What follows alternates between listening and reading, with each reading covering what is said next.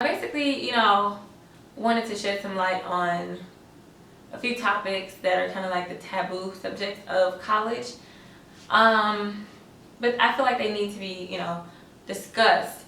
And the reason why is because a lot of people don't know better, And I feel like the quote that says, if you know better, then you'll do better. I think that's actually accurate. If people really knew what they were getting themselves into, they wouldn't. So this is just for the college, not just freshmen, but for the college student period, And for those who are thinking about college, I don't know why I'm like itching right here.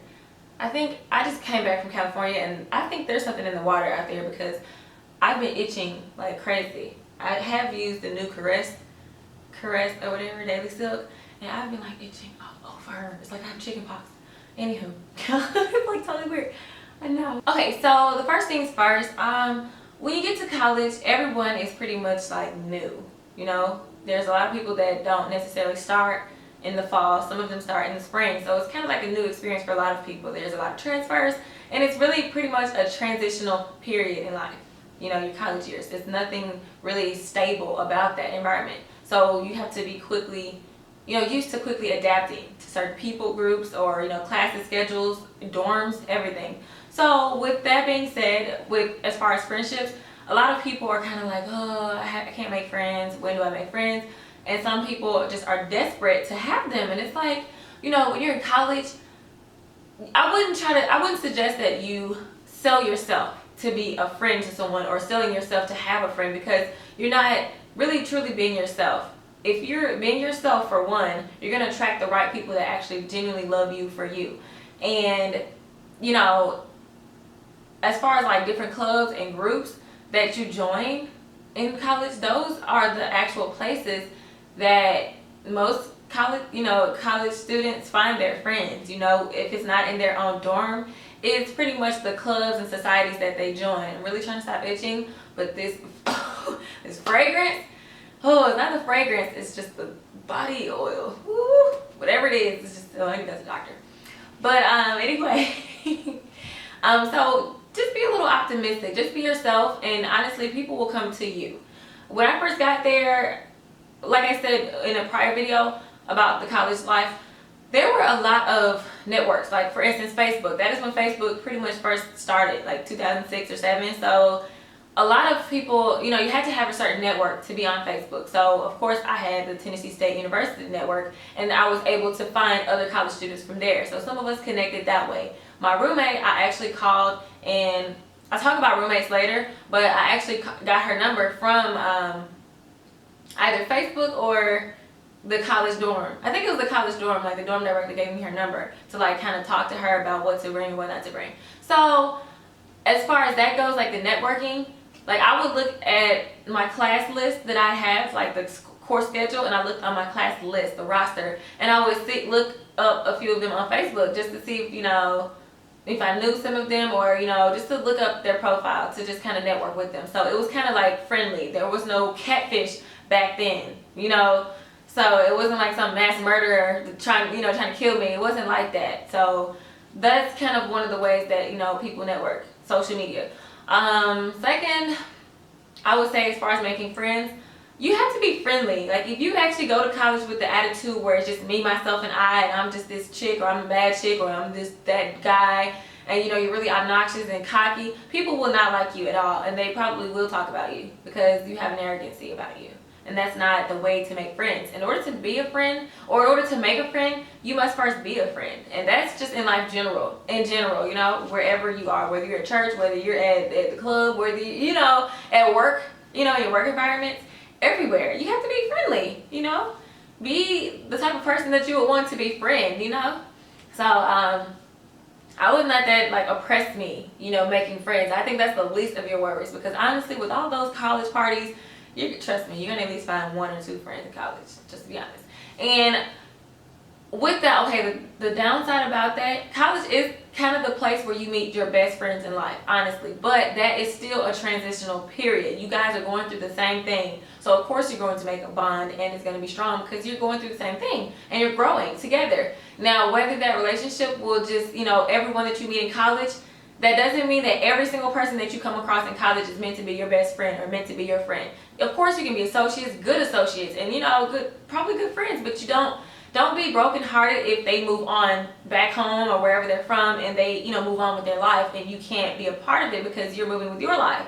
Sometimes it's not personal. I have a lot of colleagues that right now, like, I could call them, like, and literally stay at their house if I needed to. If I'm in Atlanta, I have a colleague that one of my college friends, she was just like, girl, yeah, you can come stay with me. Like, it was nothing. Like, and we were kind of close, years ago, but it's been years since I talked to her, or spoken to her. So, never, like, assume that everyone that you literally meet are going to be that perfect fit for that long tenure of, the rest of your life. And don't be offended if, it doesn't turn out to be that way. Just, for heads up. With my roommate, my freshman year roommate was like the perfect match for me, honestly. Like, you would have thought this was like some love connection thing. Like, it was perfect, like roommate connection type thing. It was perfect. She understood me, I understood her. We had our boundaries and we didn't go over them. She brought her car her freshman year and I didn't, so that was kind of a help.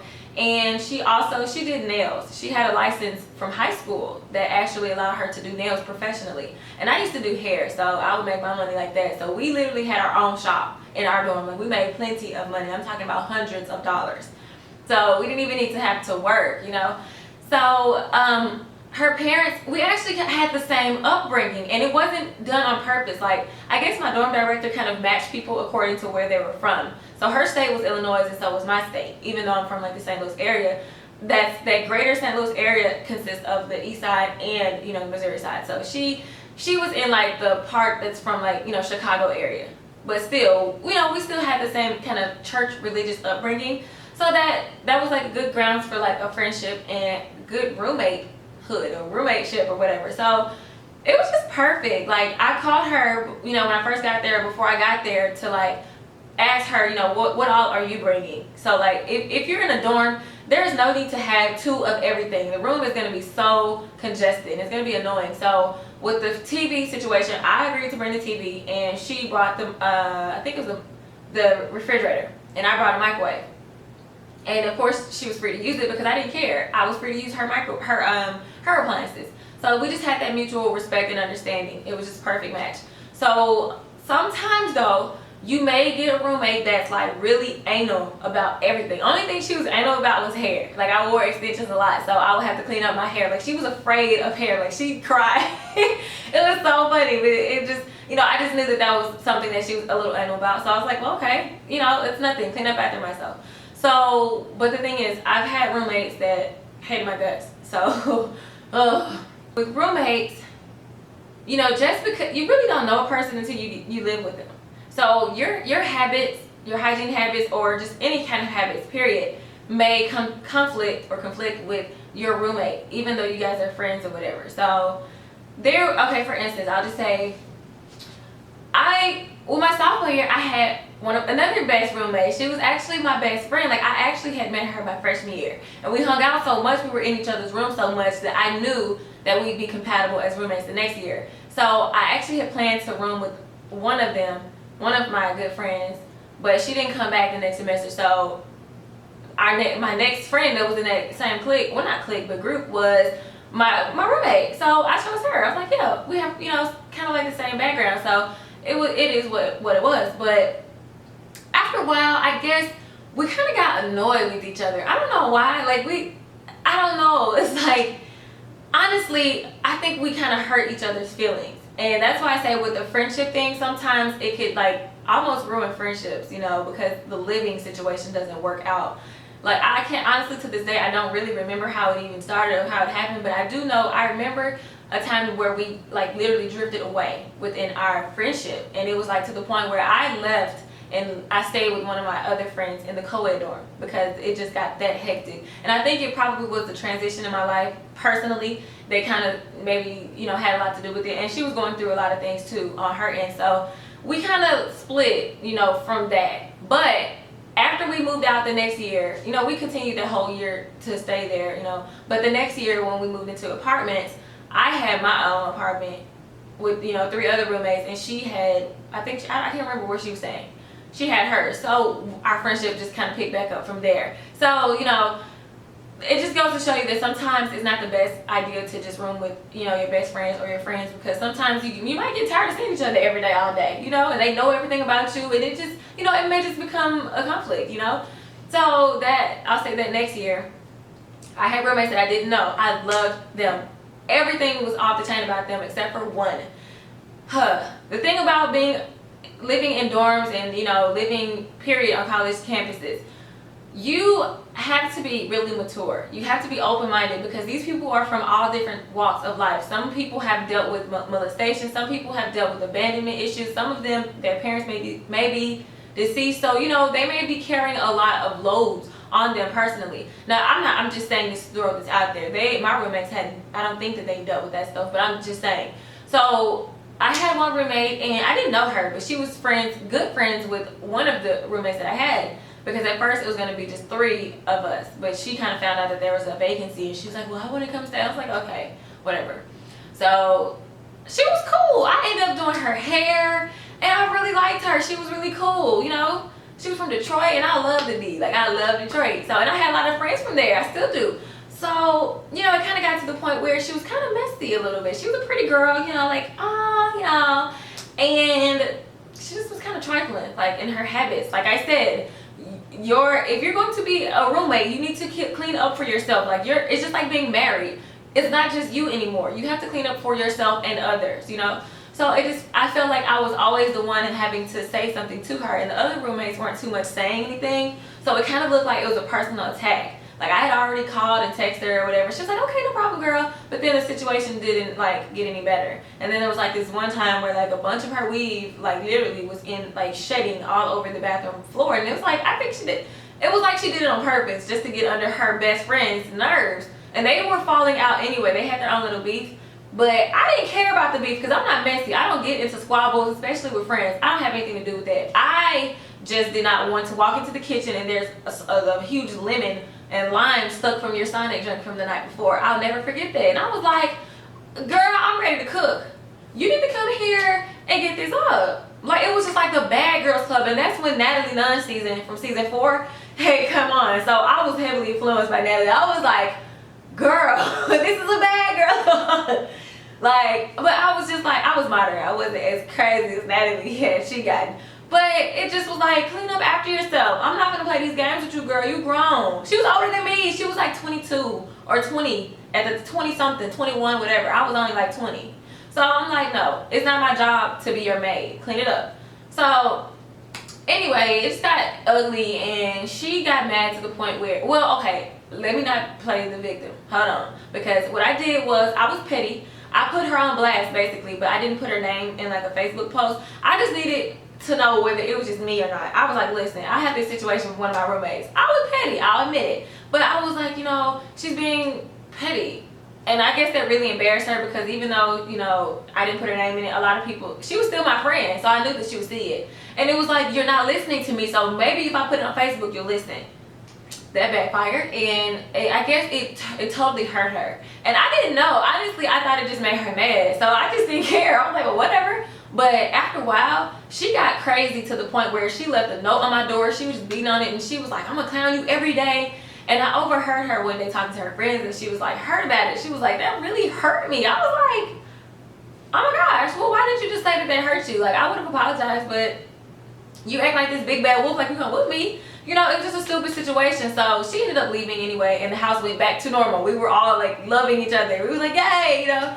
But I mean, that just goes to show you that you can have crazy roommates. I mean, if you're stuck in a situation with a crazy roommate, or a roommate that's just not working for you, they may not be crazy. It may be you that's crazy. You may be the one that's super anal. You may be the one that can't stand like a piece of paper on the floor. That might be you. If you can try to move or contact your dorm director. If you can't move, then you obviously need to like find a medium. Like, don't be like me. Don't be petty and get on Facebook and talk about it, because that was childish. I admit it. But, and I don't care if she's watching this. I hope she's over it, because I'm totally over it. I could care less. I hope she's doing well. But you know, try to talk things out. Like, meet people in the middle. And if you get fed up with it, just leave. I did have the option to leave, but I was comfortable with my other roommates. I didn't want to leave. I felt like I shouldn't have had to leave, because we all had the same problem with her. So it was like, oh, I was just being a bullheaded girl that I kind of am in a way. But yeah, it is what it is. Quick side note, if you do have a roommate and you don't know them, please lock your things up. If you can't, like, do not trust, just because this person is living with you does not mean that you know them, and they could be a thief. I'm just saying, if you have expensive items like your laptops and stuff like that, some of those things can't be like, you know, you can't really conceal them. But if you have like your own closet space, try to like conceal it. Don't make it so obvious, you know, to the fact, you know, to the point where you might make them mad because it may not be a thief. But try to, like, you know, lock up your things that are dear to you, you know, or like, you know, just put them away or whatever. Yes. Now, the thing is about drugs and alcohol and the whole partying scene. I would love for you guys to just be this holy, you know, Christian, or just, you know, just being a good citizen without having to smoke and put things in your body. And I'm not judging those who smoke, because I have friends that have smoked. I have family members that smoke. I don't judge them. I still love them. But the thing is, anything that you do that's detrimental to your body, I'm against, period. You know, so, and I'm not, look, I drink wine. Now I'm not a drunkie, you know, I'm not some sort of junkie. I don't do that all day every day, you know, that's a problem. But I mean, as far as like straight liquor, straight shots. I know that's the youthful thing to do. That's what you do in college. Everyone doesn't do it, but I'm just saying, you have to be careful with stuff like that, you know.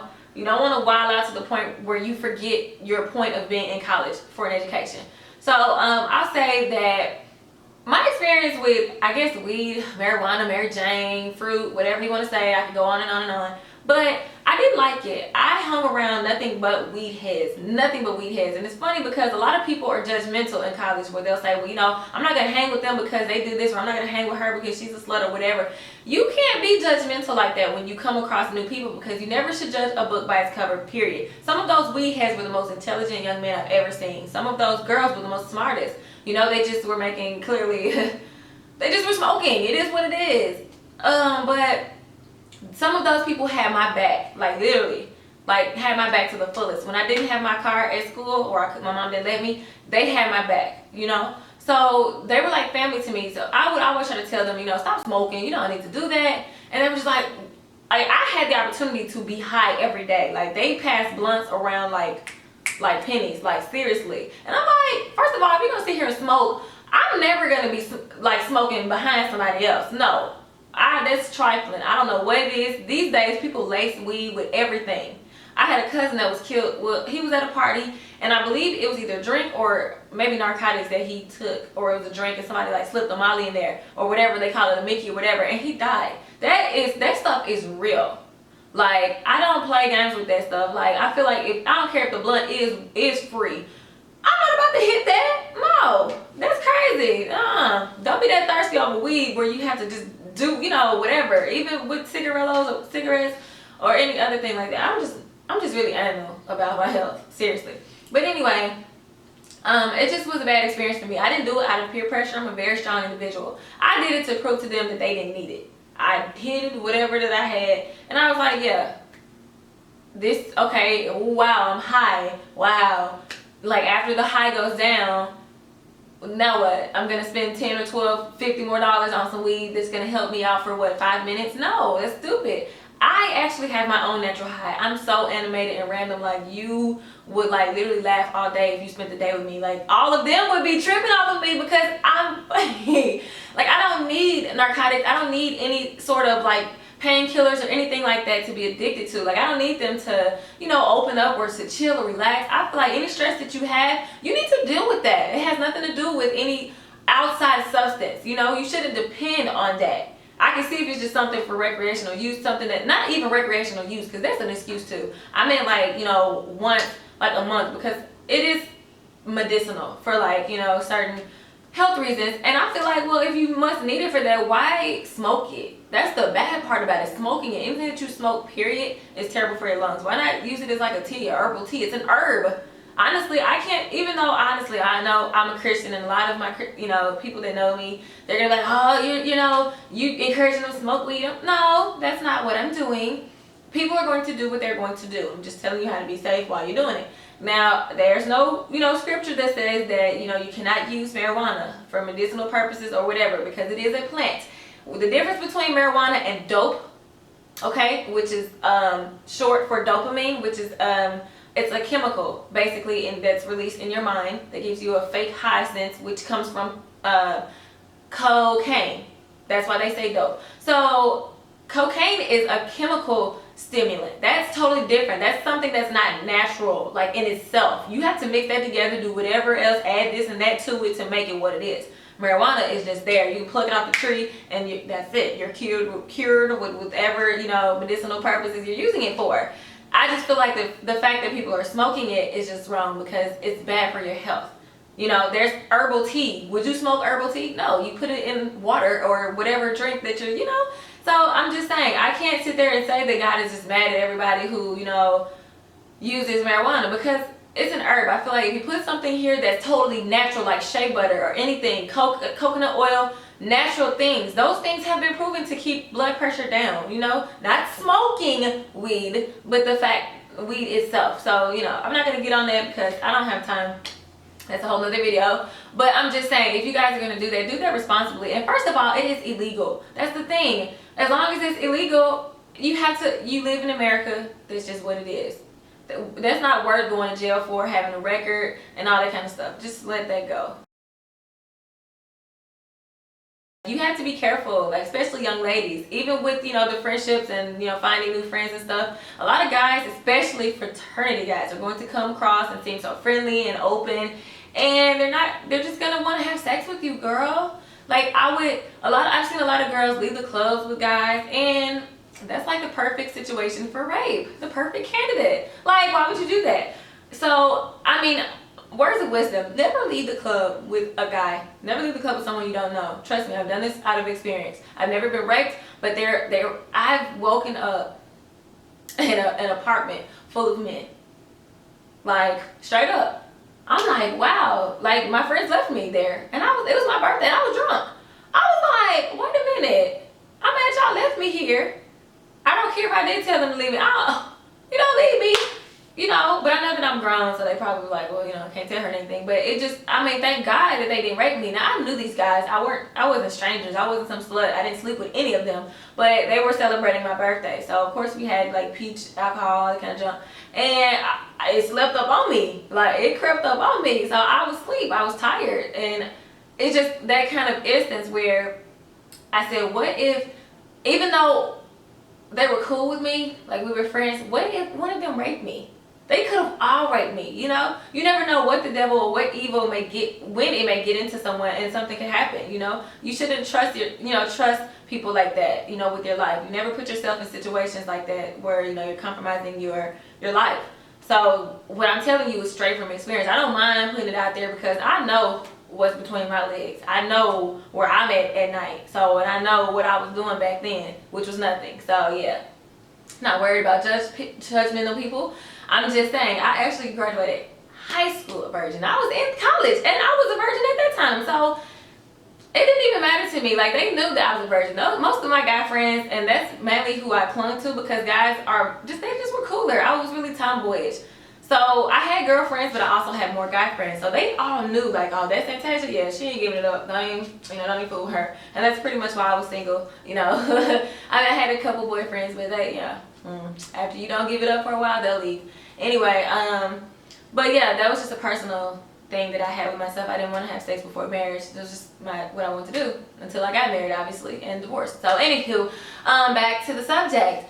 Be careful when you're out. Never, accept drinks from men, period. Unless you're watching them buy it, because it's so easy to slip things in drinks nowadays. You could die, clearly, or it could be like date rape. So definitely be careful with stuff like that. Also, like with fraternity guys, be careful with them, because a lot of them, honestly, most guys at that age, at that level of their lives, they're focused on, honestly, their education, for one, I hope, and they're just not thinking about marriage at that point. So why even try to force yourself into this relationship thinking that it's gonna last for years. Like, you guys don't even know each other, you know what I mean? So don't feel bad if the guy, you know, if you don't find love in college, because like I said, college is a transitional experience. There are some guys, most guys that go there, they have girlfriends back home. So they have a girlfriend in college and one from back home. And then they're just playing all of you out. Trust me, I've been there, done that. Know the friends, my friends have gone through it. It's just the same cycle. So it's like, you have to be careful when you're, you know, dealing with situations like that. Only very few guys are actually focused on what they want in life personally, as well as, you know, academically. Like, you know, if they want a relationship, you know, if they want to be married at a younger age, or if they want a serious relationship, you know, there's few of them out there like that. I slept on one of them that was like that to this day. And oh, he was a great catch. You know, I messed up, you know. So it happens, you know, but I'm just saying, don't focus on boyfriends and sexting and, oh, please do not be a slut. Like, I'm telling you, your name will get out there so quickly. Sleeping around in college, like, dead serious. Like, I would love for you guys to be beautiful virgins. But I just know, again, that it's just not the reality of today. Like, I know that y'all are going to be like, girl, I got to give me some. I got knees. I have knee. Well, okay. But if you must do that, make sure you strap up. Like, seriously. Or at least have birth control or something. Like, what you don't want is to have a baby during college, because that can set you back so much. I'm not saying that, you know, it will, you know, that you can't make it, because I have a lot of friends that have graduated, have master's and doctorate degrees, that have kids, you know, in college and even in high school. You know, I had a friend that was a freshman with a 3-year-old, and she is off the chain, girl. I love my friends. I was like, oh, y'all just strong women. You know, I just couldn't do it. I barely could handle my nephew. I was like, oh, I can't do this single black mother thing. I can't do this single mother period thing. I need a helpmate. Let me get one of them. So I would just suggest that you try to wait and focus on the reason that you're actually in college, which is an education, before you get so wrapped up into the boys and the sex and all of that. Because trust me, all of that is going to be waiting at your door, knocking at your door all your life. Trust me. You have your 30s, your 20s to be fooling around with men that ain't studying you, will play with your emotions. Yeah. Guys, you gotta love them. Anyway, but yeah, those are just some side notes, you know, for the facts of life, of college. Like, I have a lot of crazy stories that I would love to share, but, you know, if you guys want to know them, just, like, leave suggestions.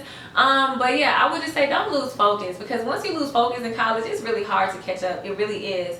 Like, I'm serious. Like, it is really hard to catch up. Being wrapped up in these relationships, that is the quickest way to forget your goal.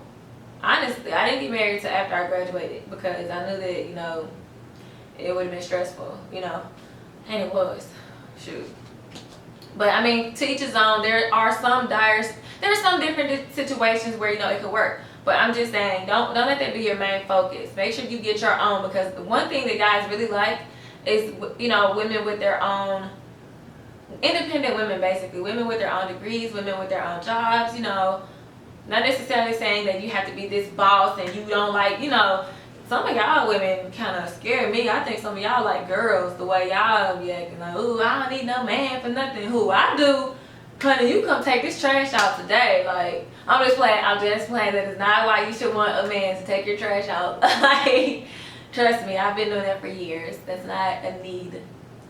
I just want a helpmate. Just want a boo. I'm just saying, I don't want a boo. I want a whole husband, because I want my kids. Honestly, and I don't let people make you feel bad for actually desiring to have, you know, a spouse, marriage, and children, because that's what you should want. You should want someone to, you know, to kind of be that completion of you. God clearly is the one that can complete you, but I mean, like, you should want that life partnership, that companionship. That's something you should want, you know. It is what it is. And if you find it in college, then good. You know, there's a lot of people that found their soulmates in college. But it could have been after they graduated, you know. Not necessarily during school, especially not freshman year. Honey, y'all will not be getting married freshman year, so don't even think about that part. Most men are there to turn up that first year at least. That first year they're going to turn up. So yes, for those who are all about to turn up and ready to get to college, just please take notes of this video. Take heed to the words that I'm saying, because I know from experience that college it can be so crazy.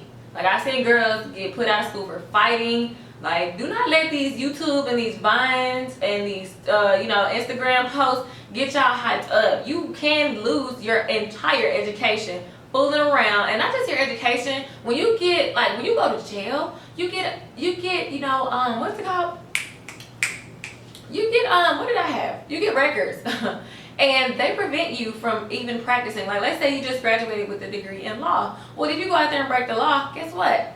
You're no longer a lawyer. You can no longer practice because your license will be taken. It's the same thing with teachers, future counselors, future professionals, period. That stuff looks terrible. So do not be caught in somebody's club getting your wig split or splitting somebody else's wig, because, girl, that stuff, like, literally follows you after school. A lot of people sleep on college and think that, this is like high school. No, this is real school.